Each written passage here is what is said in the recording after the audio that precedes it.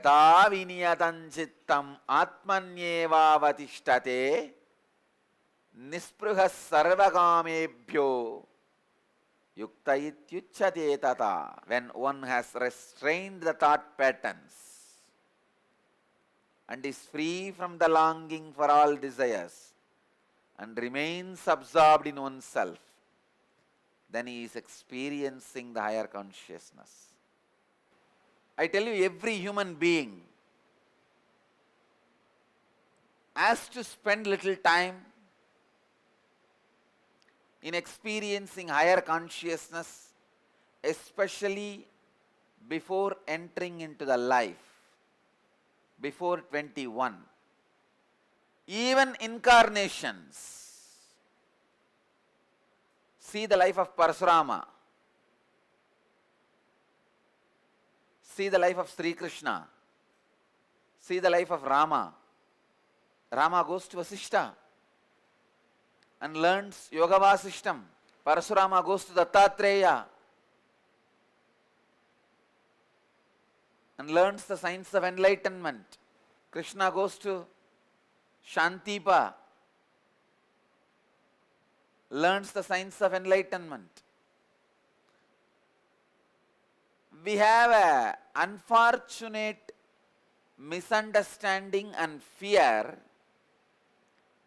If our kids go to Gurukul and learn the science of enlightenment, they may just become sannyasis, move out of life. No. Krishna did not move out of life. Rama did not move out of life. Parasurama did not move out of life. Parasurama was killing people left and right. Rama was ruling the country. And what all Krishna did, you know? None of them became sannyasis. Gurukul is not a place where you are asked to move out of life. You are sharpened, prepared to move into the life. To catch your prarabdha. Understand this small story. One person had his computer loaded with various softwares. Photoshop, Windows, so many.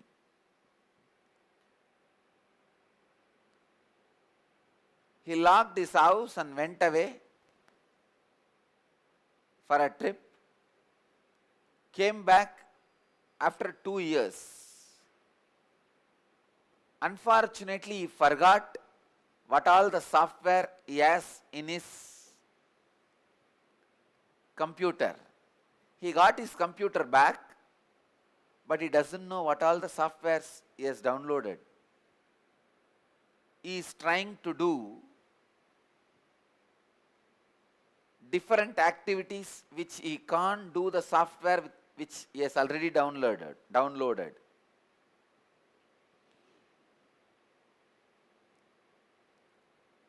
If he is trying to do a different activity other than the softwares available, he will never be successful.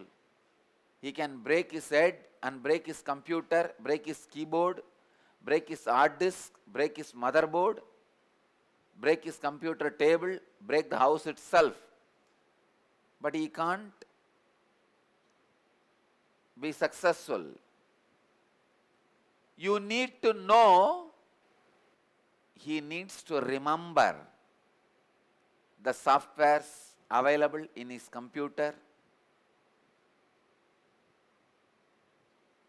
Only then he can do whatever activities he wants to.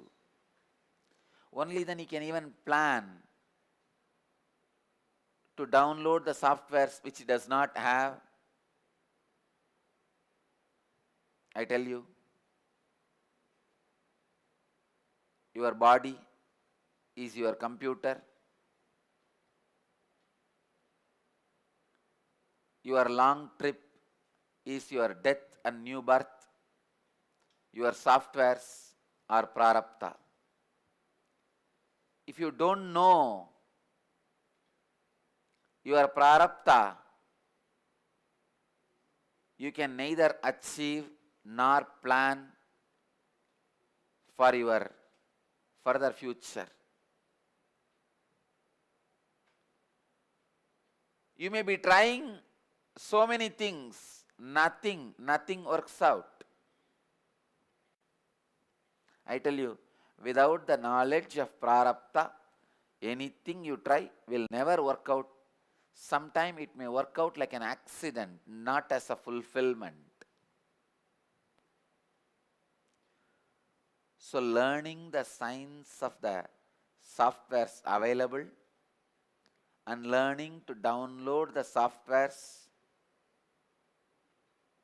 from the internet, learning to upgrade yourself is what is usually done in Gurukuls. When you come back from the long trip, first your Guru does, making you understand your prarabdha, the softwares which already exist in your computer.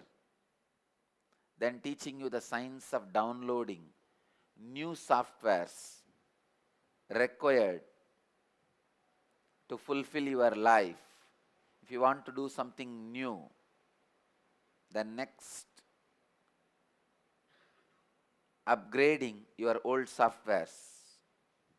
Then finally, supporting you to fulfill your prarabdha.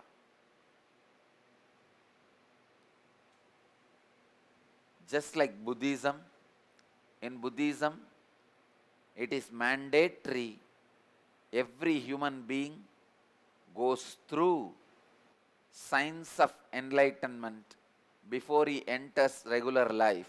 Same way, every child should go through the science of enlightenment in Hinduism also before he enters the regular life. We need Gurukuls in every village. We need Gurukuls in every city.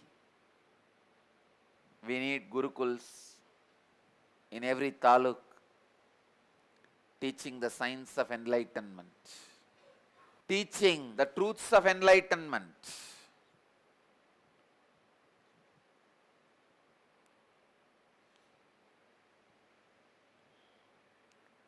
When one has restrained the thought patterns and is free from the longing for all the desires and remains absorbed in oneself, then he is experiencing higher consciousness. Every child should go through this. Every child should go through. It is very unfortunate when people go against their prarabdha and destroy their life. If you understand these great truths in the very young age, you don't even need a master physically. Your own intuition will be so vibrant and alive.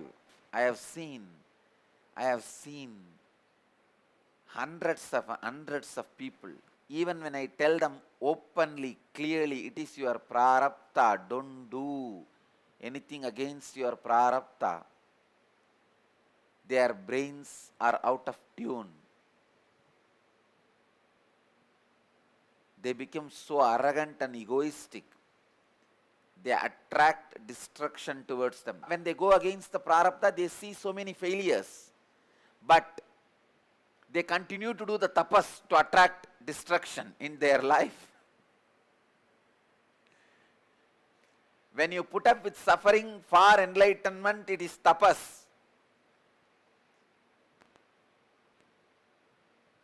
Sometime you put up with sufferings even to attract distractions in your life. That is what is ego.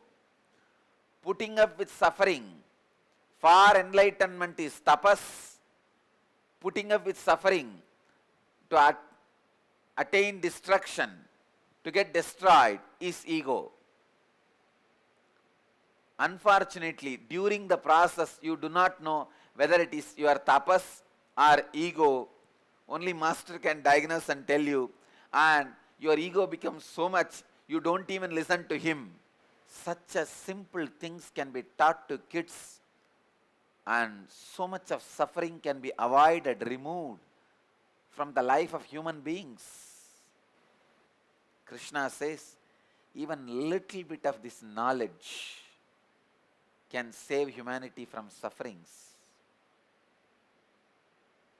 Nothing. A simple knowledge of ability to look in the gaps of the thought is enough, which can be taught maximum in 11 days for any child. Just the ability to look into the gaps of the thoughts, because in the gaps of the thoughts you will find the original emotion out of which these thoughts are raising. See, sometime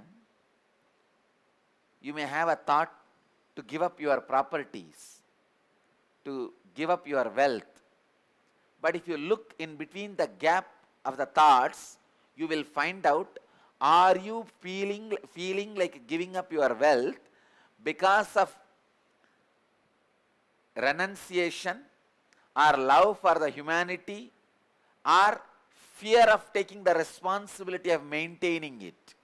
Are you grabbing the wealth as a sadhu, which is just basic need for your life, or are you grabbing it out of your greed, crossing the lines of aparigraha?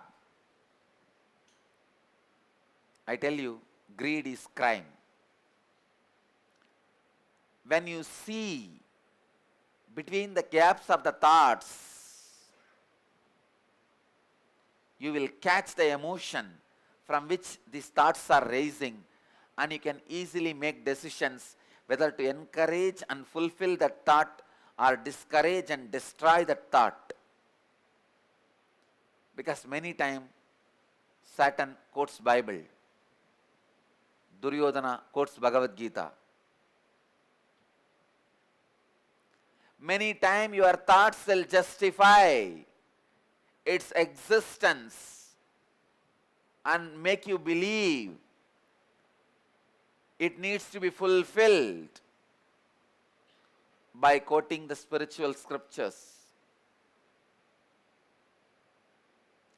Thought by itself will not let you understand whether it is right or wrong, good or bad.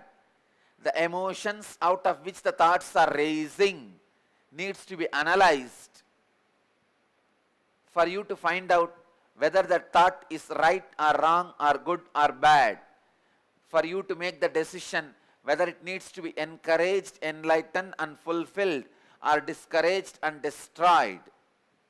Many times your compassionate thoughts will be nothing but your fear moving out of your life. Many times your thoughts come with the garb of a sadhu, but filled with hypocrisy from the wrong emotions. Many times people don't want to work, not because that they don't have desire, no, but because they just want to exploit the society. They want society to give them food, clothes, shelter, everything, and press their feet also while they sleep, without sharing, giving anything back to society. Yata viniyatam chittam atmanyevavatishtate nispruhas sarvakamebhyo yukta ityuchyate tata. When one has restrained the thought patterns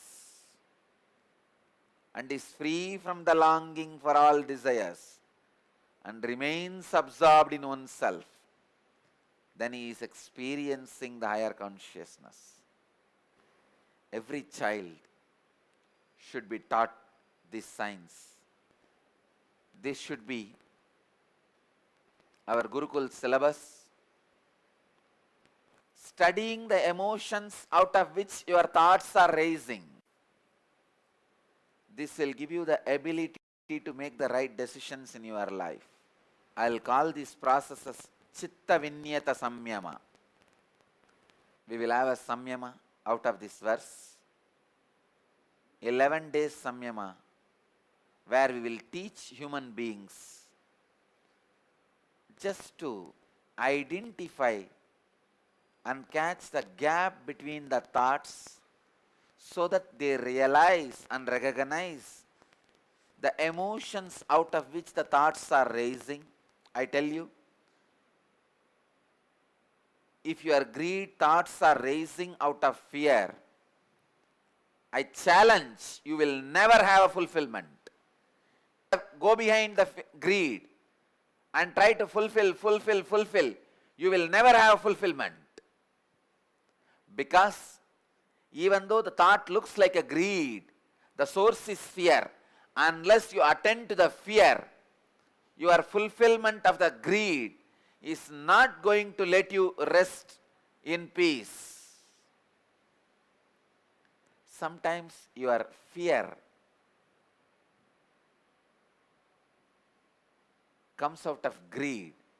So you go on trying to fulfill your fear. You will never be fulfilled because the source is greed. So ability to see the gap between one thought and the other thought will make you realize the source of the thought, the source emotion out of which the thought is raising. When you recognize the source emotion out of which the thought is raising, you will know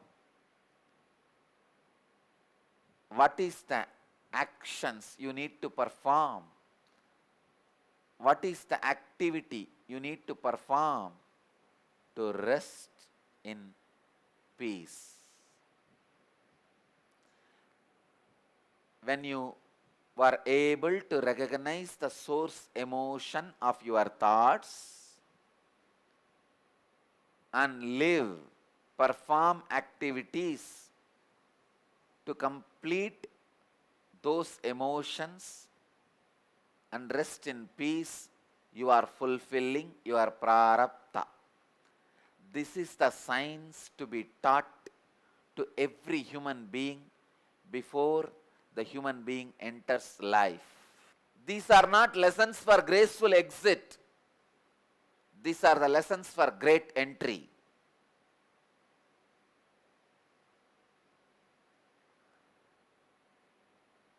The lessons to reconcile with your missteps,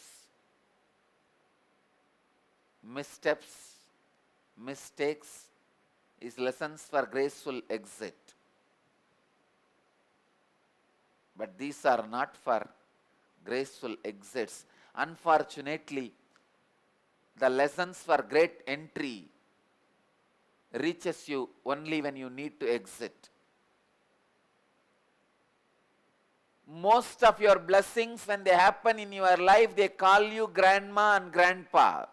Blessings should enter into the human life before you give a grand entry into life, before the grand opening happens in the life. Yada viniyadam chittam atmanyevavastite nispruhas sarvagamebhyo yukta ityuchyate tata. Ability to learn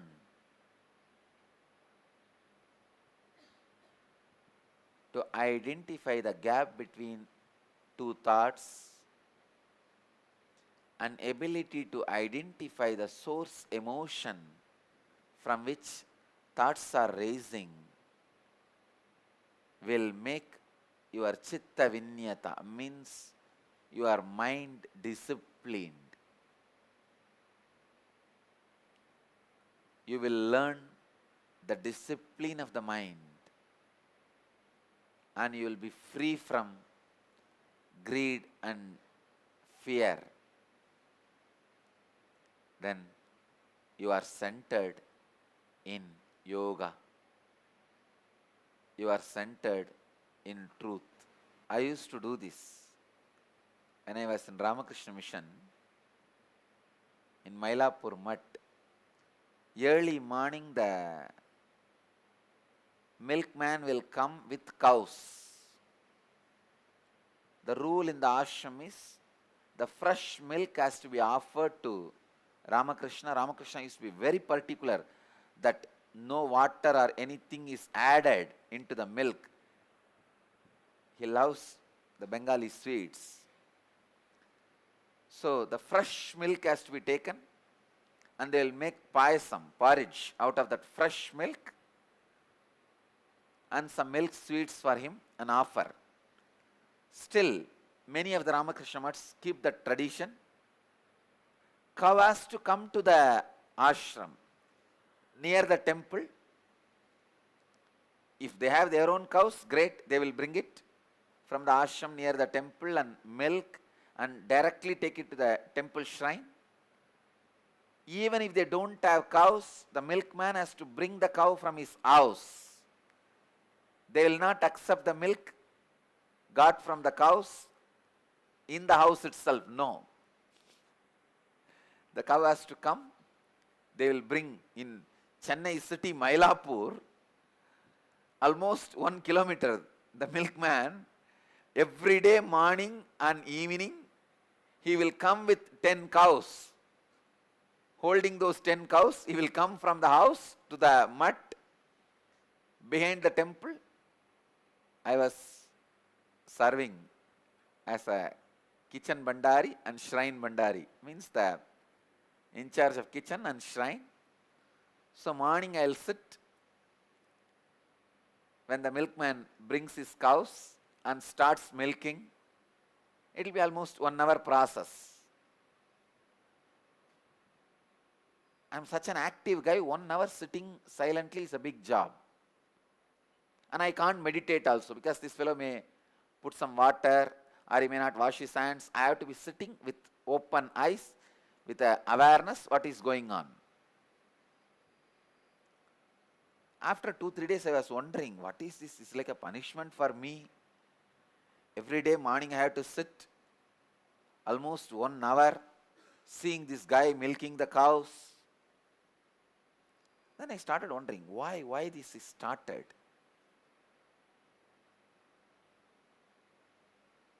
I understood 2 things. One, the ability to maintain a discipline by the Ramakrishna Mission. God. Ramakrishna has left the body 100 years before. In 1886, he left the body. Now it is already 2012. Still, they have the ability to retain the discipline, the Guru Bhakti. God. Still, this handful of sannyasis are able to retain even such a simple. It is not that Ramakrishna gave an instruction, hey, after my death, all my Ramakrishna ashrams should get the cow and the milkman and milk the milk in front of my shrine and cook and feed me. No, he has not made the rule. The love for the master, how much of discipline brings in your mind. Why? I have to sit there. I understood the other dimension. The indiscipline of this milkman. How much ever you pay him or tell him, if you allow him to milk in the house itself, he will add water due to his greed. So, milkman's indiscipline, Ramakrishna Mutt's discipline, this too was the lesson I learnt in that 1 hour. It was a big revelation for me.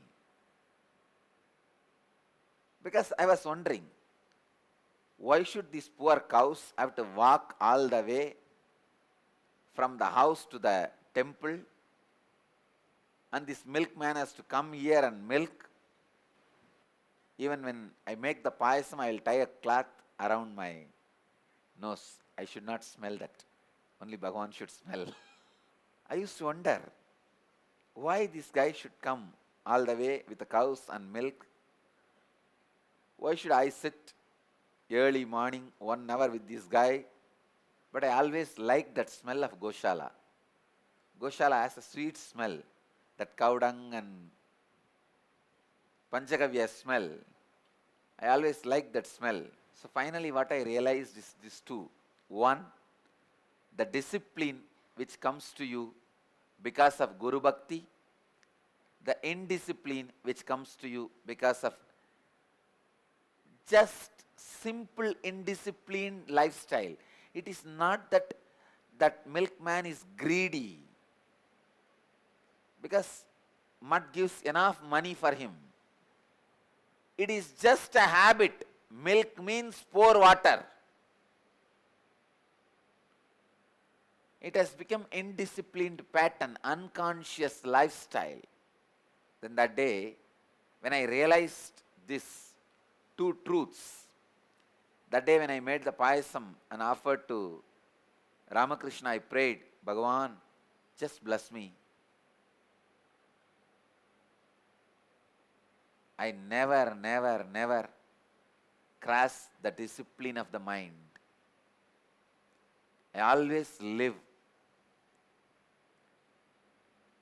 with a deep discipline of mind. I tell you, he really granted that to me. Discipline of mind. Chitta viniyatam.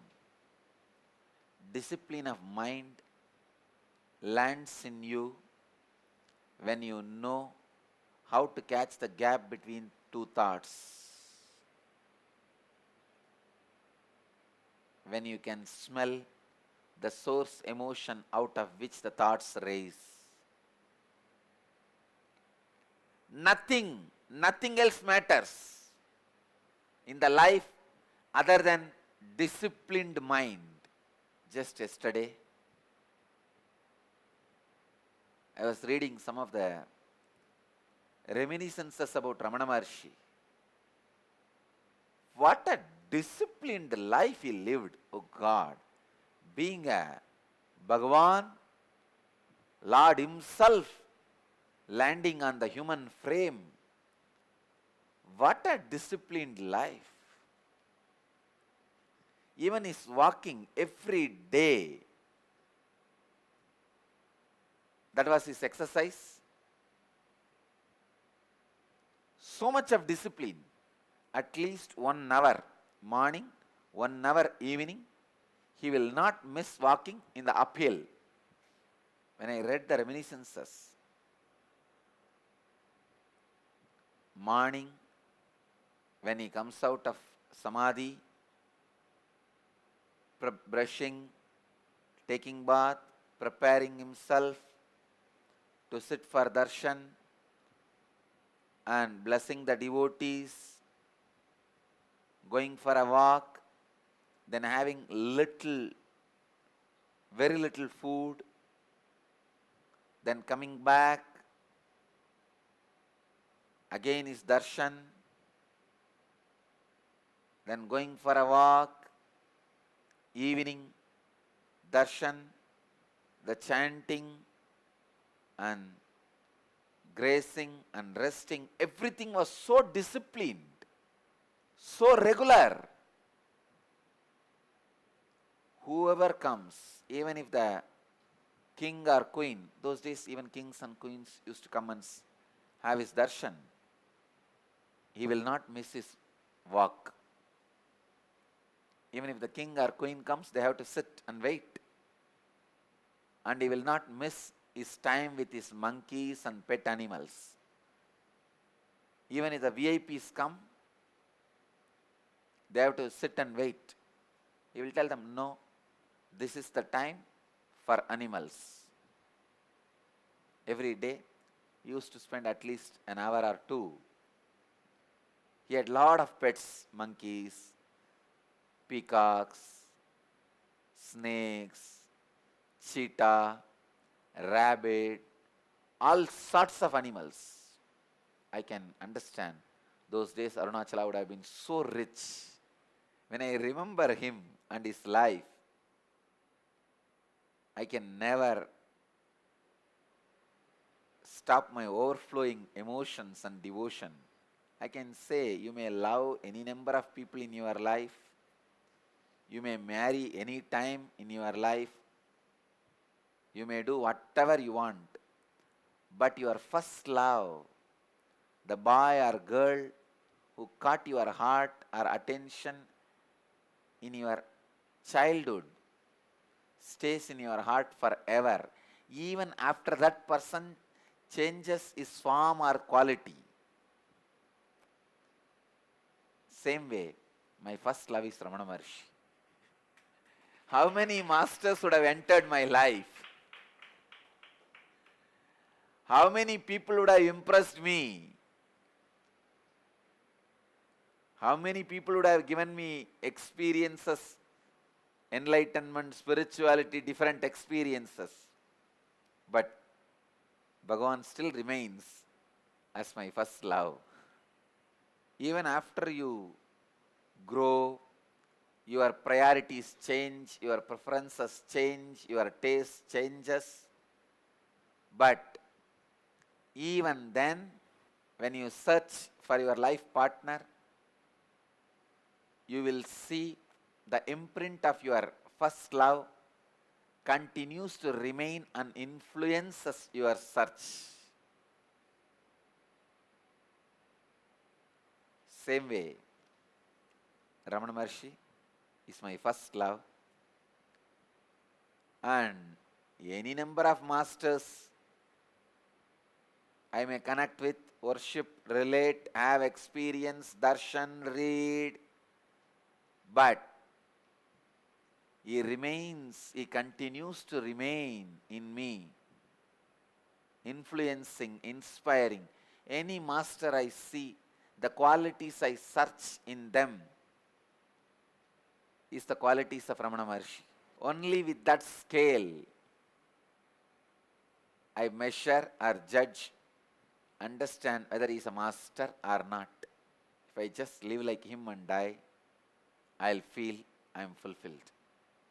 What a discipline. What a life. I might have accepted so many sampradayas, traditions, initiations, experiences, teachings from various traditions in my life. Not only various traditions, even various religions. I had a formal initiation in Jain tradition and practiced Jainism. I had a formal initiation in Christianity. I had formal initiation in at least 50 different sampradayas. Naga, Agori, Pagul, Tantra, Vedanta, Yoga, Siddhanta. In Kashmiri Saivism, in Lagulishwara Saiva Siddhanta, and Suddhadvaita. How many? And now the Madhurayadinam, Saiva Siddhantam. But I remain in my heart as Ramakrishnite. In my heart, I am a Ramakrishnite. Ramana Maharshi is my first love. These two can never be removed or changed. Let this be on record forever. I may accept so many traditions for so many reasons and imbibe all the good things from all those traditions. But I was, I am, and I will be a Ramakrishnite, and my first love is Ramana Maharshi. It can never change. The influence both of them have on me, the inspiration both of them have given me, the energy both of them have infused in me, will remain forever. The discipline of mind I learnt from Ramana Maharshi. Chittam Viniyatam. Ramakrishna says beautifully to one of his disciples, I don't even remember whether I have cloth or not, but I never lost anything or misplace anything. You fellows losing things here and there. It comes by the discipline of mind. Viniyatam Chittam. Viniyatam Chittam is the greatest blessing. Practice this Viniyatam Chittam and have fulfillment in the life.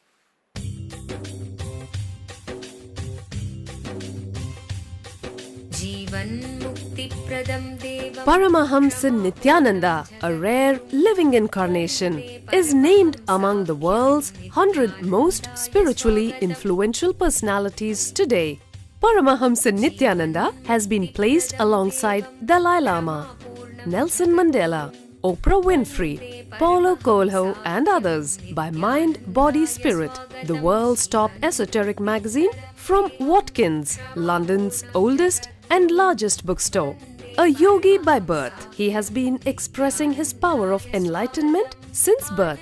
He has authored more than 500 books in Tamil and English. Translations of these books are available in 26 languages in Telugu, Kannada, Malayalam, Hindi, Sanskrit, Gujarati, Oriya, Bengali, Marathi, French, Malay, Polish, Portuguese, Italian, German, Danish, Spanish, Russian and Chinese. He is also an exemplary speaker with over 10,000 hours of profound life solutions through his discourses. Social services such as Annadan, free medical care, free educational services with ashrams, schools, temples, hospitals established in more than 140 places around the world, offering exceptional services. A powerful spiritual healer who has healed millions of people of diseases from migraine to cancer.